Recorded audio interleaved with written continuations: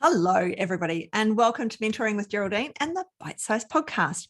And today I have got Carla Wrenn with me, and she's in Victoria down at the Peninsula Herbal Dispensary. So as you know, for the month of December, I am interviewing practitioners. And Carla, I have known for a number of years now, and you've been a naturopath for 20 years. I just said to you, when did you qualify? We did a bit of counting. 20 years you've been a naturopath.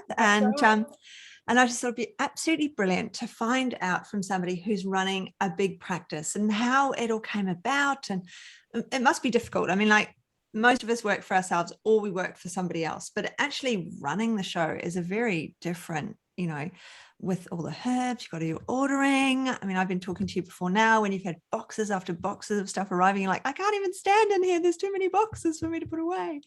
So how did you get into running a dispensary? Good. Okay, great question. So I graduated really quite young. I was only 21 when I graduated. And so I did lots of things before I had the dispensary, including having like the home-based practice and working in into the health food stores and those kind of things. And I met Karen Jackson, who was the initial owner and kind of the creator of the Herbal Dispensary, as a mature age student in my year at Endeavour. And so she set up a practice in my hometown. I was like, oh, that's really cool. I wish I thought of that. I remember clearly thinking that. I was working in another practice at that stage. And when I came back to work after having my children, I thought, no, I want to work at the Herbal Dispensary. So I came and asked Karen for a job.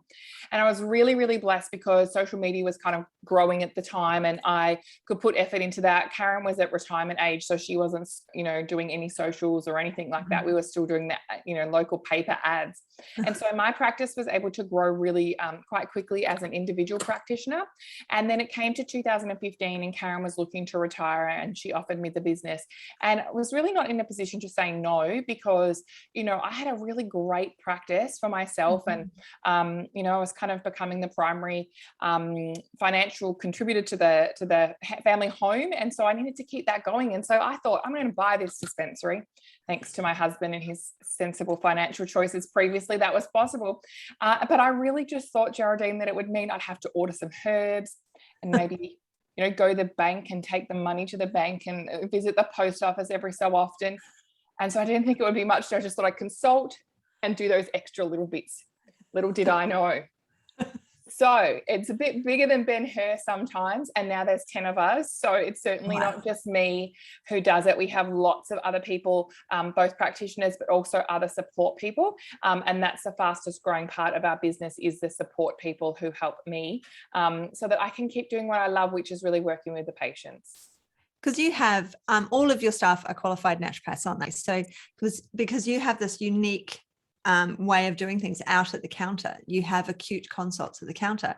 And so does everyone rotate through that position out at the counter? Yes. So when you want to come to the dispensary to work, we usually put you out the front in the acute care. As a student or just a new graduate, it's the best way, I think, to learn just everything there is about being a naturopath and get, it's like in student clinic, you never know what you're going to get, but this is, you never know what you're going to get every 3 minutes or every 5 minutes. And you might see 60 mini consults in a day or so. And so we put everyone out there. It's a great way to learn about all the products, to be really quick. You might think, oh, I need something with zinc in it. But if you walk to our giant supplement wall, you've got to know which product's going to have zinc in it. So you'll learn the products really quickly. But you're also always supported. We never just throw you out there by yourself. There's always another practitioner. And our practitioners are like me. Some of them have 20 years experience, right down to some of the newer ones who have less experience. And what we love is that those new graduates have the best knowledge. Like they'll remember or know new things that we haven't heard because we graduated so long ago. So we can work together in acute care and really help our local community, and also now people around Australia who will call up for acute calls with whatever's going on. And then from that situation, often the girls will move into, or the ladies will move into consulting. At the moment, we have 6 consulting naturopaths. Oh, wow. So the other thing is, I mean, like, because obviously anyone listening to this, they'll be going, oh, wow, that sounds amazing. How do I do that? how do they do that? Can they come and work with you? Is there the chance of having an internship at the Peninsula Herbal Dispensary? There is, because we got asked so often, and I know a lot of colleges need to have part of their graduate process or the in-clinic processes as part of observing. Get that out. That was a mouthful.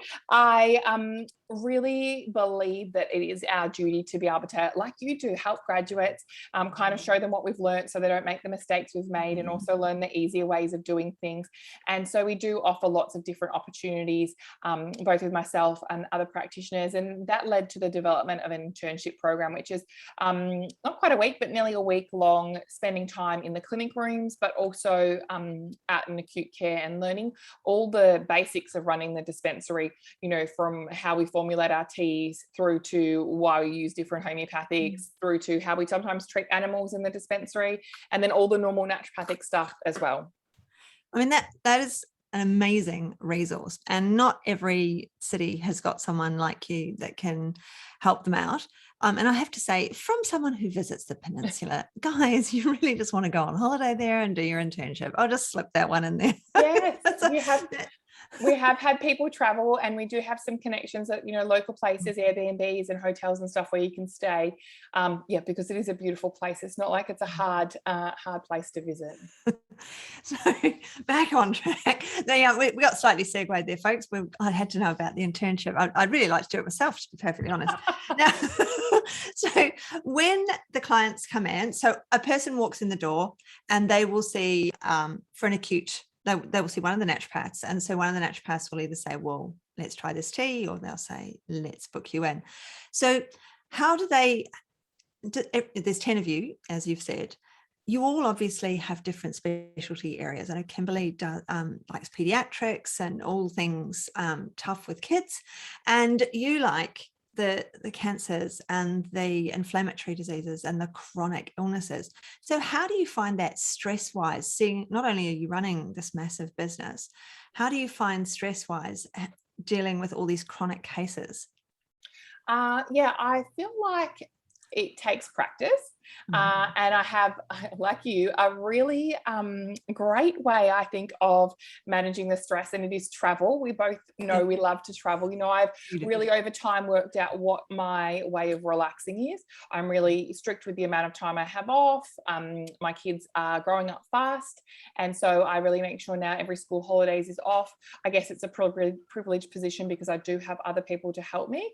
But, I try to find the balance between work and home life, so that I can take on the heavy loads, which of course sometimes lead to people passing away, but I would say equally as heavy is running a practice, and having been through what we've been through in Australia, and particularly in Melbourne over the last couple of years. Part of the things that I've learned about being a business owner is that you really have to care and become almost like a family for your team, and so sometimes the stress is more about how such and such is going within your team, or what's happening with their patients. And I think just having really good work-life balance is something that I'm trying to achieve. Absolutely. I mean, the work-life balance, making sure that those boundaries are in place and being really strict with them as well. I mean, I would assume with 10 people, you're all sharing an office, you're all sharing offices, and there's people rotating through the space. So it's like, in some ways, you've got to get out of the space. You don't really have a lot of choice. It's like, out you get. Yes, that's right. We do get out of the space. And I think being able to know when someone needs support and when they need the space is a key part of it. And having a bigger team enables us to kind of fill the gaps when someone else is having a break or needing some more time off. Yeah.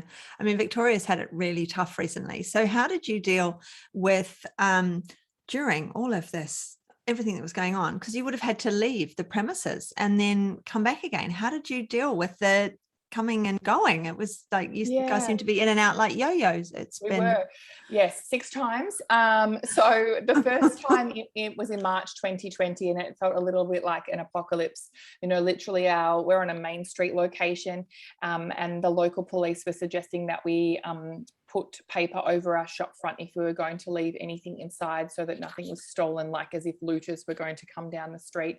And we took everything home to our house, which is a very funny experience. There's no work-life balance when your entire herbal dispensary is in your house.